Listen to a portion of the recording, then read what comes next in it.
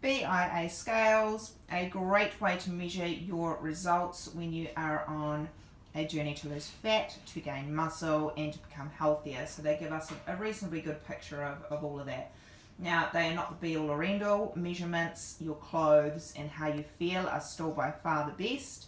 So I would be intrigued to, before even getting people to step on these, to know about their digestion, to know about their sleep, to know about their eating, to know about how they feel, how lethargic they are. But this is still probably a good way to monitor how you're going, but not something to get obsessed with. Again, they are just numbers. They're far better than BMI or kgs. They should be totally not even in your radar because they do not tell us what we want to know.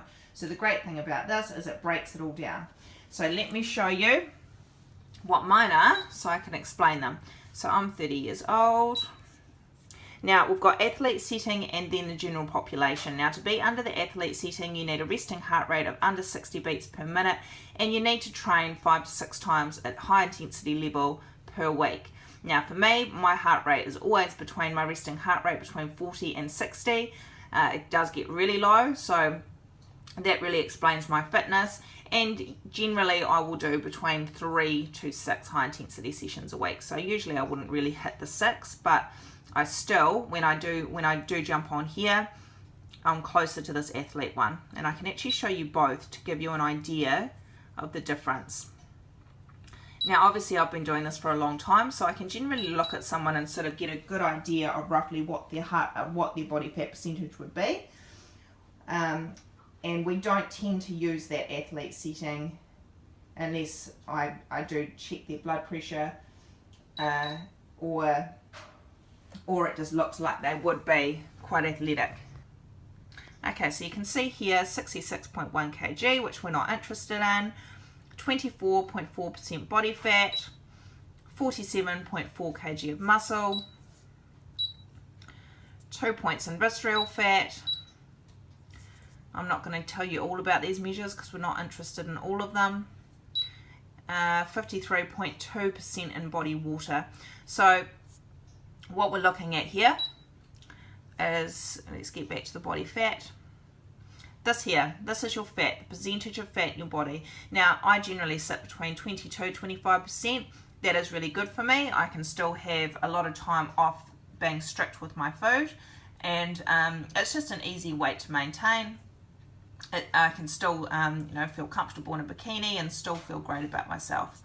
Okay, 47.4 now, that's actually gone down a bit for me. So I was about 50 something, and that in turn meant that my mass was up a bit. So this is where people get tricked, because I was higher in body muscle the last time I checked this, and my total mass must have been 67, I think, 68.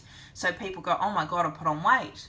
But that's a great thing. If you put on mass muscle, fantastic. And this is where you get so tricked. This is where, as you grow up, you learn about the kgs and nothing else. So 2 points in visceral fat. For healthy visceral fat, we need to be under 12. So really you want to get that nice and low. So I always tend to be between 1 and 3. Where's our water gone? Here we go, 53.2%. So for a healthy female of around my age, you want to have above 45% in water. And that just shows me that your organs have all of the fluid that they need to work properly. Your body is detoxifying itself properly. Your digestion's getting enough fluid to do what it needs to do.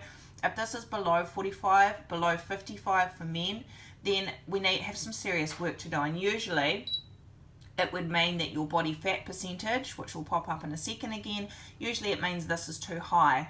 And in a bit of a battle between body fat and body water loses out and body fat takes over. So if you can imagine an obese person standing in front of you with no skin, body fat sort of fills in all the gaps. There's no room for much else all around your organs, etc.